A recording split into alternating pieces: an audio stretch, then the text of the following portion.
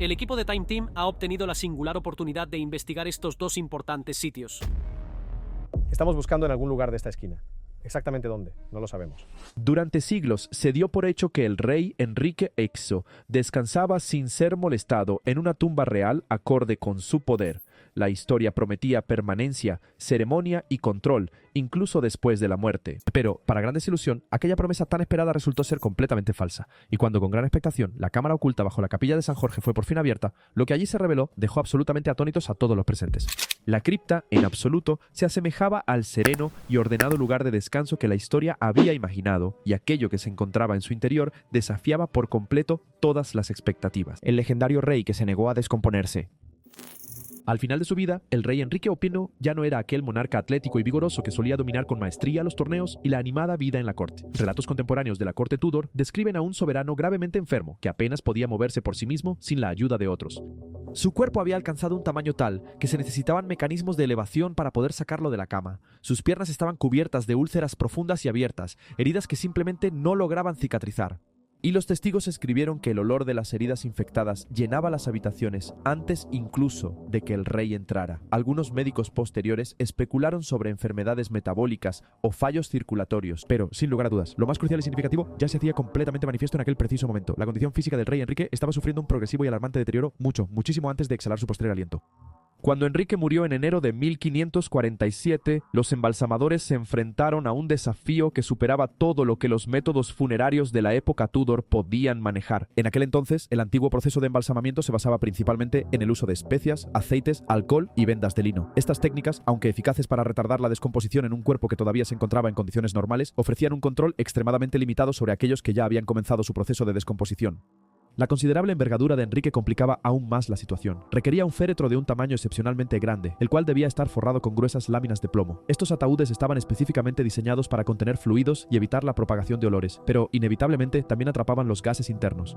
Con el progreso de la descomposición de los restos, la presión interna se acumulaba dentro del recipiente herméticamente sellado, transformando el ataúd en una estructura extremadamente inestable y peligrosa. Los problemas comenzaron de forma casi inmediata. Durante el cortejo fúnebre que se dirigía desde Whitehall hasta el castillo de Windsor, la comitiva se detuvo en la abadía de Sion. Según diversas narraciones, un fluido oscuro y denso comenzó a emanar del féretro, extendiéndose y formando un charco en el piso. Ciertos cronistas de épocas posteriores aseguraron que varios perros irrumpieron en la sala, y con avidez lamieron aquel líquido antes de que pudieran ser espantados. Para otros, este perturbador suceso fue interpretado como una clara señal o un inequívoco juicio de origen divino. Sea o no una exageración, la verdad es que estos documentos nos muestran el profundo impacto y la perturbación que sentía la gente al ver el lamentable estado del cuerpo del monarca. El rey Enrique fue depositado en una cripta de carácter temporal, ubicada bajo la capilla de San Jorge. Debemos comprender que esta disposición actual nunca fue concebida como una solución definitiva. Él esperaba ser trasladado en un futuro a una tumba monumental que había dedicado años a planificar y diseñar. Jane Seymour, la reina consorte que le dio al rey Enrique Oshino, su único hijo legítimo, ya yacía en esa misma cámara, el lugar que Enrique había escogido para su compañera eterna. Incluso en aquel preciso momento ya existían ciertas inquietudes, aunque no se expresaran abiertamente en voz alta. Varios de los asistentes presentes en la solemne ceremonia tuvieron la clara sensación de que el entierro se había llevado a cabo con demasiada prisa. Otros percibieron una extraña sensación en el propio ataúd, como si una presión considerable ya se estuviera acumulando dentro de su revestimiento de plomo. Esas preocupaciones fueron rápidamente descartadas, la pesada piedra fue sellada y la inquietud se desvaneció con el tiempo en la memoria. La tumba, un lugar de descanso final que curiosamente nunca llegó a existir, pero al mismo tiempo en la superficie se estaba gestando una historia aún más peculiar y verdaderamente extraña. El monarca Enrique VIII de ninguna manera quería una tumba que fuera simple o sencilla. Su deseo era tener un monumento que, por su magnificencia, eclipsara por completo a todos los entierros reales que Inglaterra hubiera visto. Su padre había encontrado su último reposo en una elegante capilla ubicada en el corazón de Westminster, pero el rey Enrique, con una visión mucho más ambiciosa, soñaba con algo que fuera más oscuro, inmensamente más grande y verdaderamente abrumador. Una imponente estructura que proclamara su inmenso poder ante todas las generaciones futuras. Cuando el cardenal Wolsey cayó en desgracia ante el rey Enrique VIII se apropió de la tumba que Wolsey había dejado sin terminar para usarla como cimiento o base para su propio monumento funerario. Aunque el diseño original de Wolsey causó una buena impresión en el monarca, no fue lo bastante grandioso o adecuado para sus propias ambiciones.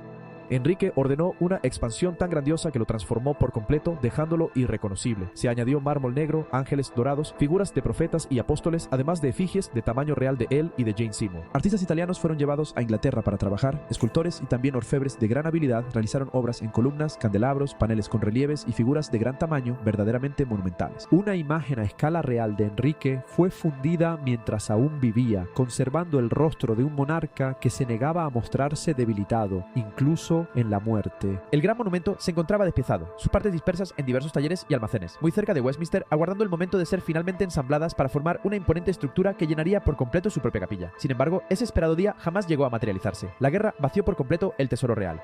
Los pagos se redujeron y más tarde se detuvieron del todo. Los artesanos fueron despedidos. El escultor italiano regresó a su país. Cuando Enrique murió, su testamento aún describía una tumba casi terminada, escrito en un momento en que él creía que el proyecto avanzaba. En realidad, la construcción ya se había detenido. Sus descendientes directos heredaron la corona real, pero no compartieron su profunda obsesión. Ni Eduardo, ni María, ni la reina Isabel mostraron el más mínimo interés en finalizar aquel monumento que únicamente satisfacía el desmedido orgullo de su progenitor. Con el paso del tiempo, estas piezas fueron vendidas, reutilizadas o incluso fundidas. Algunas de ellas se incorporaron a la tumba de otro héroe nacional.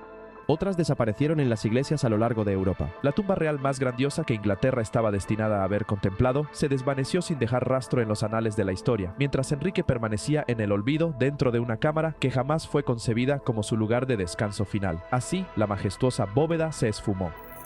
Dado que el entierro de Enrique fue considerado meramente temporal, no se grabó ninguna marca que indicara su presencia de forma permanente. Por lo tanto, no existía ninguna inscripción que pudiera identificar claramente el lugar exacto de su sepultura. Además, no se mantuvo ni se conservó ningún tipo de plano o registro detallado que mostrara la ubicación precisa en el suelo. A lo largo de las décadas, la venerable capilla de San Jorge experimentó una serie de transformaciones. Los asientos del coro fueron reemplazados, se levantaron y se volvieron a colocar piedras, y se realizaron numerosas reparaciones durante periodos de gran agitación religiosa, momentos en los que muchos registros se perdieron o fueron destruidos.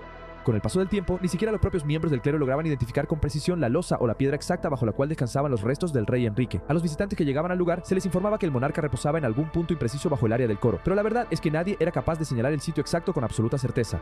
El servicio religioso prosiguió sobre él. Los niños del coro practicaban. Los funcionarios caminaban por el suelo, sin saber que pisaban los restos del monarca que transformó Inglaterra. La superstición era un factor clave que desalentaba cualquier investigación. Algunos individuos estaban convencidos de que perturbar las tumbas reales traería consigo mala suerte. Otros, por su parte, susurraban que el suelo justo debajo del coro se sentía inestable y, por lo tanto, no debía ser tocado. Con el paso del tiempo, la idea de que Enrique aún pudiera yacer en una bóveda sin nombre se hizo completamente impensable. La cámara desapareció por completo del conocimiento práctico, sellada bajo una gruesa capa de piedra, el silencio y el olvido. Sería necesario esperar la trágica muerte violenta de otro rey para que finalmente pudiera salir a la luz. Dos monarcas en la más profunda oscuridad. Tras la ejecución de Carlos I, Inglaterra se encontraba en un estado de profunda tensión y gran agitación. El Parlamento, consciente de la inestabilidad, temía que su entierro pudiera transformarse en un foco de resistencia y un punto de encuentro para los lealistas. Por ello, se decidió que su cuerpo debía ser ocultado con la mayor rapidez y en el más absoluto silencio. Se eligió el castillo de Windsor, fuertemente custodiado y bajo control parlamentario. Mientras se buscaba un sitio apropiado y discreto para el entierro, alguien trajo a la memoria una vaga y antigua referencia que hablaba de una bóveda oculta bajo el coro principal de la histórica capilla de San Jorge. Los obreros, con gran esfuerzo, procedieron a levantar las pesadas losas de piedra y, para su asombro, redescubrieron una antigua cámara que había permanecido oculta y sin ser vista por muchísimas generaciones. En su interior reposaban los cuerpos de Enrique VIII y Jane Seymour. No había tiempo, ni un solo instante, para llevar a cabo ceremonias. El pesado ataúd de plomo que contenía los restos de Carlos fue trasladado de inmediato. La labor se realizó de forma apresurada, en un ambiente gélido y con una iluminación muy escasa. La bóveda resultaba demasiado estrecha para poder moverse con la debida precaución y cuidado. Los hombres se vieron forzados a levantar, girar y ajustar el pesado féretro con gran esfuerzo y dificultad, lo que provocó el desplazamiento de los demás ataúdes mientras realizaban la compleja maniobra. Análisis posteriores indican que las estructuras de soporte de madera que sostenían el féretro de Enrique podrían haber sufrido daños durante la apresurada maniobra de colocación. El voluminoso ataúd de plomo, que ya soportaba una considerable presión interna, es probable que se hubiera fisurado o que perdiera su estabilidad precisamente en aquel instante. Carlos I fue depositado a apenas unos escasos centímetros de Enrique IV, un monarca que llevó el poder real a sus límites más extremos, y el otro, Carlos I, quien murió defendiendo ese mismo poder. En cuanto Carlos hubo entrado, la pesada bóveda se selló de nuevo, conteniendo en su interior a dos importantes monarcas, y los daños ocultos, resultado de la prisa, fue entonces cuando el suelo, sin previo aviso, finalmente cedió. La bóveda permaneció completamente sellada e intacta durante mucho tiempo, hasta que unas reparaciones rutinarias que se realizaban en el interior de la antigua capilla lo cambiaron todo por completo. Mientras levantaban algunas piedras antiguas cerca del coro, los trabajadores notaron con asombro que una losa se movía de forma muy extraña antes de hundirse repentinamente hacia el interior. De repente, un agujero se abrió bajo sus pies, liberando una ráfaga de aire frío y viciado. Faroles fueron bajados hacia la oscuridad, revelando una cámara estrecha que contenía 3 ataúdes de plomo. El ataúd de Jane Seymour parecía completamente intacto y recto. roto. El de Carlos I mostraba el paso del tiempo, pero aún se mantenía sólido. El de Enrique VIII, en cambio, estaba en un ángulo muy pronunciado. Sus soportes de madera se habían colapsado por completo, sin dejar rastro de su estabilidad original. La carcasa de plomo estaba completamente partida y visiblemente deformada, con profundas grietas en varias de sus uniones, como si algo en su interior hubiese ejercido una presión inmensa, empujando hacia afuera con una fuerza verdaderamente enorme. Los oficiales llegaron rápidamente al lugar, seguidos muy de cerca por un equipo de médicos. La capilla quedó sumida en un silencio absoluto y sobrecogedor. La bóveda, en su estado actual, se sentía extremadamente frágil y precaria, como si el más mínimo movimiento o vibración pudiera desencadenar un colapso aún más catastrófico. Tras documentar con gran detalle todo lo que sus ojos pudieron percibir, las autoridades pertinentes emitieron la orden de sellar de nuevo la cámara. La apertura del féretro de Enrique fue rotundamente denegada, alegando el inminente riesgo de un derrumbe estructural. La pesada losa de piedra fue cuidadosamente recolocada y la antigua bóveda regresó a su profunda oscuridad. Pero lo más terrible aún no se había manifestado. La verdad era simplemente increíble. Décadas más tarde, transcurridos muchos años, se autorizó y se puso en marcha una investigación oficial. Un valiente inspector descendió solo, equipado únicamente con una lámpara y sus herramientas de medición. El ataúd de Jane Seymour permanecía completamente intacto. El de Carlos I, por su parte, seguía en un estado perfectamente estable. Después, la luz se proyectó sobre la tumba de Enrique VIII. El féretro se encontraba completamente destrozado. El plomo estaba rasgado y gravemente deformado, y los soportes que lo sostenían habían desaparecido por completo. La estructura exterior del ataúd se había colapsado tanto hacia el interior como hacia el exterior, simultáneamente. Cerca de una de las aberturas, el inspector pudo observar un hueso que estaba expuesto, de un tamaño considerable, muy grueso y de gran peso, todavía firmemente adherido a algunos fragmentos de tela y a pequeñas escamas de plomo. Muchos creen que este hueso formaba parte de la pierna de Enrique, la cual fue forzada hacia afuera por la intensa presión interna. En el suelo, entre los escombros mezclados con madera astillada y pequeños fragmentos de metal, había huesos más pequeños, sí, huesos de los dedos, que con toda probabilidad formaban parte de una mano humana. Pedazos del cuerpo de Enrique habían sido violentamente expulsados y esparcidos sin piedad por todo el suelo de la bóveda. Y entonces, para su horror, apareció algo todavía peor. En un pequeño y estrecho hueco, entre los ataúdes, se encontraba otro conjunto de restos óseos. No pertenecían al rey Enrique, ni a Jane Seymour, ni tampoco al rey Carlos I. No había un ataúd presente, ni registro alguno que pudiera dar luz, ni una explicación clara. Estaban allí, simplemente, sin ninguna identificación posible, completamente indocumentados, como si nunca hubieran existido. Muy cerca de una pequeña grieta que se hallaba en el viejo ataúd de Enrique, el inspector, con su mirada aguda, descubrió una mancha oscura y ya endurecida, directamente sobre la fría y antigua piedra del suelo.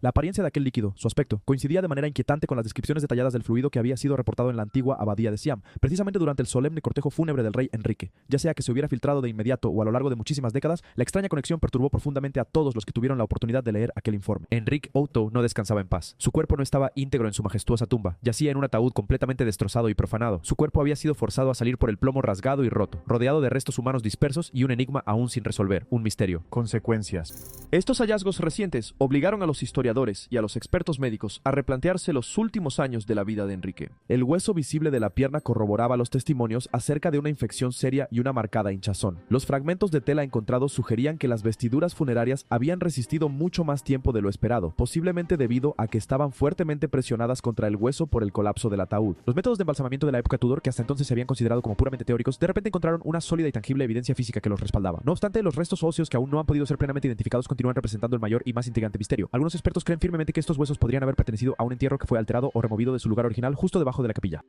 Otros, por ejemplo, sugieren que fueron escondidos en secreto durante un periodo de gran agitación política. Una teoría mucho más sombría, sin embargo, plantea la posibilidad de un entierro secreto, un lugar donde nadie jamás esperaría que la bóveda fuera abierta de nuevo. Sin la reapertura de la cámara, ninguna de estas hipótesis o teorías podrá ser confirmada. Y así, Isabel, la gran pregunta sigue en el aire. ¿Debería abrirse la antigua bóveda una vez más para que la verdad sea por fin revelada? ¿O deberían los últimos secretos de Enrique VIII permanecer sellados por toda la eternidad?